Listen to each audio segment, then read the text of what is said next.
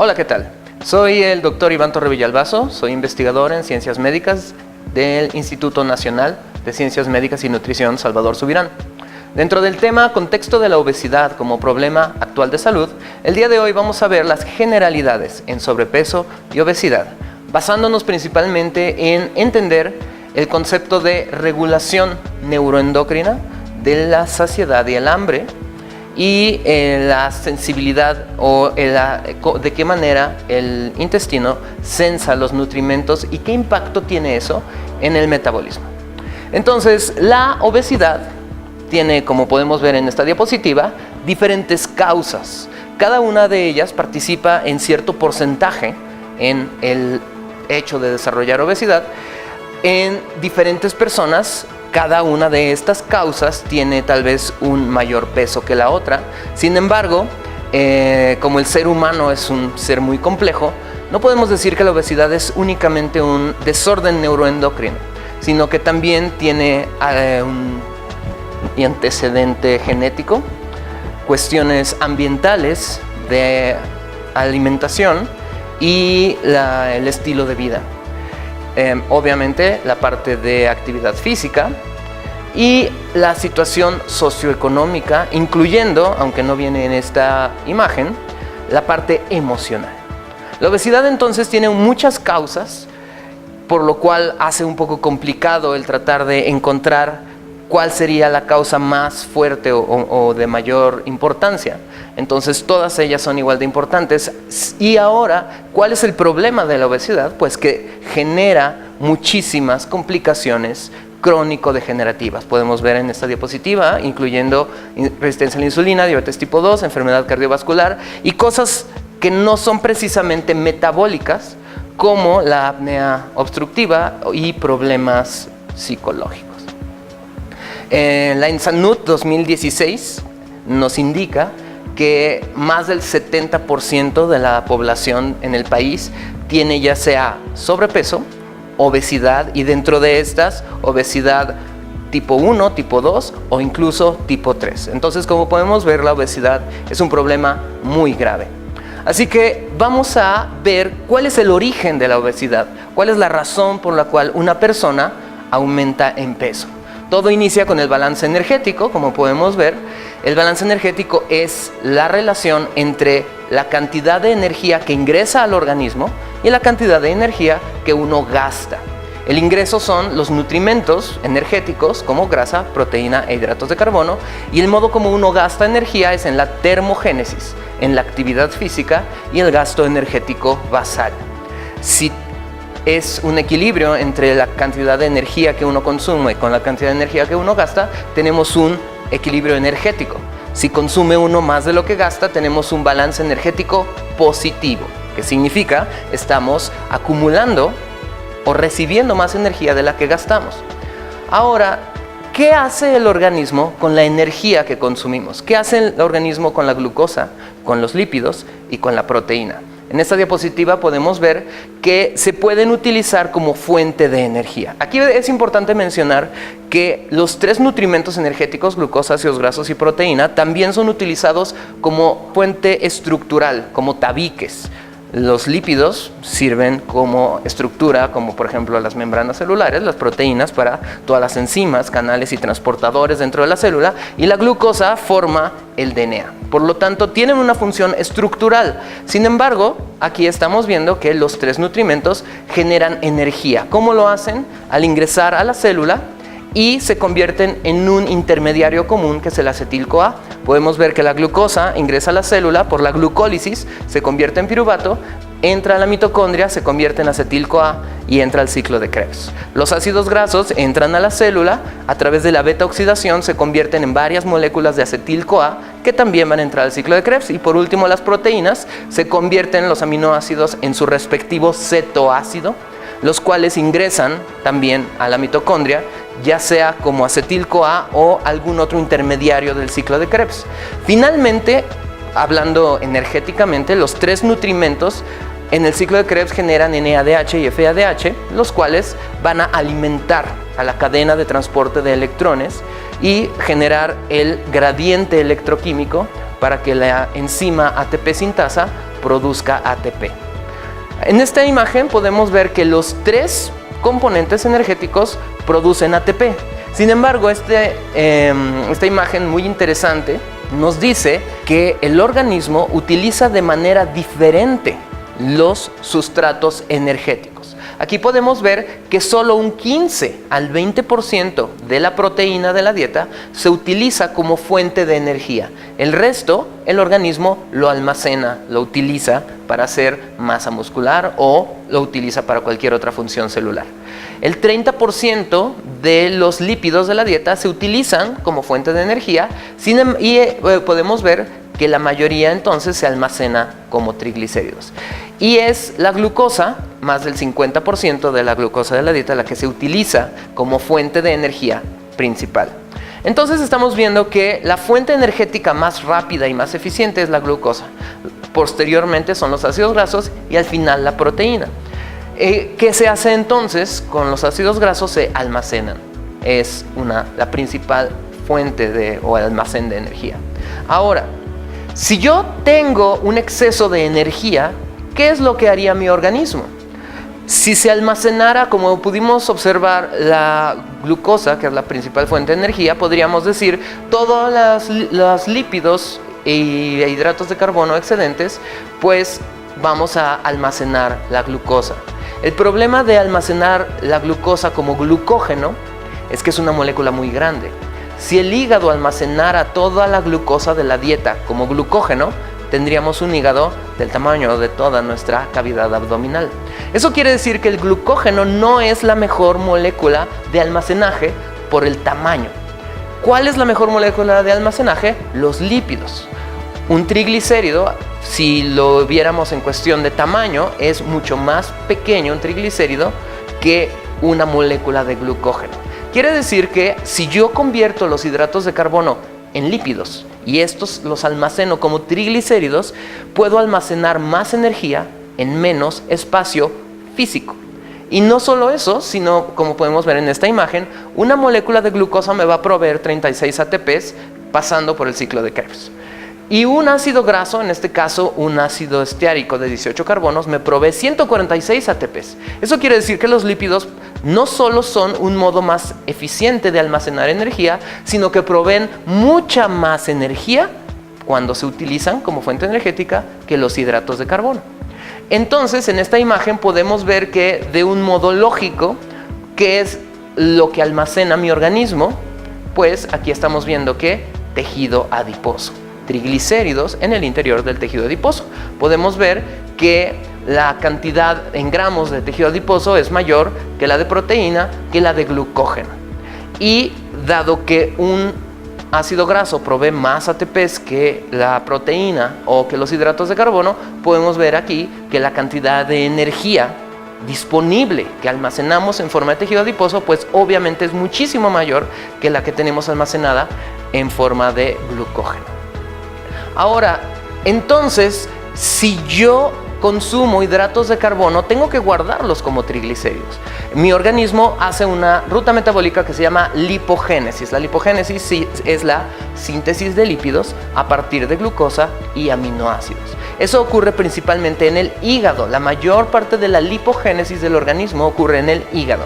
En esta imagen podemos ver que la glucosa entra al hígado, por la glucólisis la convierte en piruvato, entra a la mitocondria y por el ciclo de Krebs genera energía. Sin embargo, cuando la célula y el organismo en general cubrió su requerimiento de energía, toda la glucosa excedente se sale de la mitocondria en forma de citrato y a través de la ruta metabólica llamada lipogénesis se convierte en ácidos grasos. Tenemos varias enzimas como la esterilcoadesaturasa, las elongasas, que lo van a hacer ácidos grasos un poco más grandes e insaturados. Y finalmente tenemos enzimas como la glicerol fosfato aciltransferasa, que va a armar un triglicérido a partir de 3 ácidos grasos. Entonces, el hígado es el órgano que une la glucólisis con la lipogénesis. Ahora, viene una pregunta interesante. La glucosa, como podemos ver en esta imagen, se puede ir a diferentes destinos metabólicos, ya sea que entre a la mitocondria para generar energía o se convierta en ácidos grasos. Aún ahí, los ácidos grasos tienen dos destinos metabólicos principales. Se pueden almacenar como triglicéridos o se pueden unir a carnitina para volver a la mitocondria y oxidarse y generar ATP. Las vías metabólicas ahí están dentro del organismo. La pregunta es, ¿qué determina hacia dónde se van los nutrimentos? ¿Qué determina que si yo como hoy glucosa, la voy a quemar en la mitocondria o la voy a guardar como triglicéridos en mi tejido adiposo? Por lo tanto, es muy importante que sepamos hacia dónde se van y quién determina cuál es el destino metabólico de los nutrimentos en mi organismo. ¿Por qué? Porque como podemos ver en la imagen, ¿qué es la obesidad? La definición de obesidad es simplemente un almacén excesivo de tejido adiposo, de triglicéridos dentro del tejido adiposo. Por lo tanto, si yo sé cómo es que el organismo distribuye los nutrimentos, puedo yo entender la obesidad y hasta poder hacer algo al respecto. ¿Quién controla el destino metabólico de un metabolito? Aquí dice en la diapositiva que la velocidad de las rutas metabólicas mediada por la actividad de las enzimas. ¿Quién convierte un ácido graso en triglicéridos? Una enzima. ¿Quién convierte un ácido graso en carnitina ácido graso para que entre a la mitocondria y se oxide? Una enzima. El hígado tiene ambas enzimas. ¿Hacia dónde se va el ácido graso? Dependiendo de cuál de esas dos enzimas es más activa. Ambas enzimas compiten por el mismo sustrato. Si yo tengo enzimas más activas o más número de enzimas, los ácidos grasos se van hacia una que hacia otra vía. Entonces la pregunta interesante es, ¿cómo yo puedo controlar el número de enzimas para que de este modo pueda controlar el destino de los metabolitos? Es un concepto muy importante en medicina y nutrición que hoy día todos deben conocer, es el concepto de expresión génica, transcripción y traducción. Es un tema de biología molecular, pero al día de hoy es básico en el entendimiento de la nutrición y de la medicina. La transcripción significa que la información que está guardada en el DNA de las células se transcribe a RNA mensajero, sale del núcleo y se traduce a una proteína. Eso nos lo enseñaron en la primaria, pero ¿cuál es la implicación de eso? Que la transcripción y la traducción al final nos va a llevar a tener más enzimas. Quiere decir que si mi hígado quiere hacer síntesis de lípidos, aumenta la transcripción y la traducción de las enzimas que se encargan de sintetizar lípidos. Mientras que si yo necesito oxidar más ácidos grasos, puesto que probablemente estoy en ayuno o en el mejor de los casos haciendo ejercicio, entonces la transcripción de genes va a incrementar la cantidad de enzimas mitocondriales que van a utilizar los ácidos grasos como fuente de energía. Entonces, aquí podemos ver que la regulación transcripcional del metabolismo responde al tipo, cantidad y regularidad de los alimentos que consumimos. Controla la velocidad de las rutas metabólicas a largo plazo. Y la alteración en el control de la transcripción de los genes es causa de enfermedades metabólicas. Ahora, entonces, la siguiente pregunta que es muy importante que nos quede claro es ¿qué estimula la transcripción de genes? No todos los genes de las células se transcriben en todas las células ni al mismo tiempo. El hígado tiene ciertos genes que expresa, mientras que el páncreas otros genes diferentes. Lo que hace a una célula, lo que hace a la célula del hígado, célula de hígado y de la de riñón, célula de riñón, es los genes que expresa. Eso quiere decir que cada célula expresa una cantidad y un número diferente de genes. ¿Quién controla la expresión de genes? Los receptores nucleares, los factores de transcripción y en particular los factores de transcripción que se llaman receptores nucleares. Este es tema de un posgrado completo, por lo tanto les encargo que lo estudien y por lo pronto les voy a hacer un resumen muy corto. Los receptores nucleares son proteínas que están en el interior de las células. Cuando son activados por un ligando, en este caso, como vemos en la imagen, una hormona, la molécula se une al receptor nuclear, viajan al núcleo y activa la expresión de genes. Como habíamos visto, la expresión de genes es que el DNA se transcriba a RNA mensajero, salga del núcleo y los ribosomas lo traduzcan a proteína y las proteínas cambian la función de las células. Así que, ¿quién determina que el hígado haga lipogénesis o beta oxidación? los receptores nucleares. Por lo tanto, es muy importante que sepamos qué es un receptor nuclear. Hay receptores nucleares que son activados por hormonas, el receptor de estrógenos, el receptor de testosterona, el receptor de glucocorticoides, son receptores nucleares activados por ligandos endógenos, quiere decir hormonas que mi organismo produce. Sin embargo, en los últimos años se encontró algo muy interesante, y es que hay receptores nucleares que son activados por nutrimentos. Quiere decir que el concepto es que así como el estrógeno y la testosterona activan receptores nucleares haciendo efectos en el organismo, los nutrimentos pueden actuar como hormonas activando receptores nucleares en el hígado. Es por eso que, por ejemplo, las moléculas de la soya les llaman fitoestrógenos. Muchos alimentos tienen estos fitoquímicos o polifenoles que al activar receptores nucleares les han llamado fitoestrógenos, dando la indicación de que su función es similar a las hormonas endógenas. Entonces aquí en esta imagen podemos ver varios receptores nucleares y es importante que los conozcamos. Les presento a PIPAR y a LXR. Su nombre no ayuda mucho, pero se los digo, se traduce a receptor activado por proliferadores de peroxisomas, PIPAR. ¿Ayudó en algo? No. Lo que les voy a explicar es, los PIPAR son receptores nucleares que están en el hígado, en algunos, otros están en el músculo y en el tejido adiposo, y son activados, como podemos ver, por ácidos grasos y por otras moléculas que están en los alimentos. En la imagen se ve que el ligando, quiere decir la molécula que lo activa, entra a la célula, activa el receptor nuclear, modulando la expresión de genes. Entonces, ya para terminar esta parte, les presento a los PIPARs y vean qué importantes son. Si ustedes entienden la función de los PIPARs, entenderíamos muchísimas cosas de la nutrición e incluso de la medicina. Los PIPARs, como vimos, son receptores nucleares, quiere decir que están en el interior de las células, pero vemos aquí que PIPAR gamma está en el tejido adiposo y su función es aumentar el número de adipocitos, que es adipogénesis, regular la producción de hormonas, el transferir los lípidos de otros órganos al tejido adiposo y estimular la sensibilidad a la insulina. PIPAR alfa está en el hígado, activa la oxidación de ácidos grasos, la cetogénesis, disminuye los triglicéridos circulantes y aumenta el HDL. El PIPAR delta está en el músculo, estimula la oxidación de ácidos grasos generando energía, por lo tanto PIPAR delta es muy útil cuando hacemos ejercicio. Estimula la sensibilidad a la insulina y la fisiología del ejercicio. Solo para que vean qué importantes son los fibratos, que todo el mundo sabe que son fármacos que se utilizan para disminuir los triglicéridos circulantes y evitar el hígado graso, activan a PIPAR alfa. Y las tiazolidinedionas, como la pioglitazona o rosiglitazona, activan a PIPAR gamma.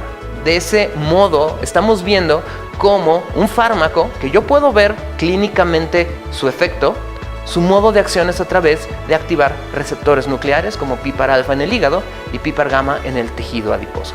Ahora, la parte más interesante de esto es que en este artículo, que les sugiero que lean este artículo completo, la dieta provee ácidos grasos, como podemos ver en la imagen, pero no solo eso, sino provee vitaminas que también activan receptores nucleares y moléculas fitoquímicos que no son vitaminas, no son lípidos o minerales o hidratos de carbono, sino son estructuras que se les llama isoflavonas, esteroles, estanoles, y incluso está el famoso resveratrol, y actúan en el organismo al activar receptores nucleares. Entonces, en esta imagen podemos ver que cada alimento tiene una molécula diferente.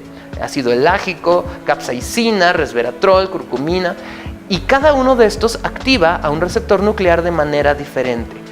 Así que cuando nosotros le decimos a nuestros pacientes, come frutas y verduras, le estamos diciendo, consume ligandos de receptores nucleares que van a modular tu metabolismo.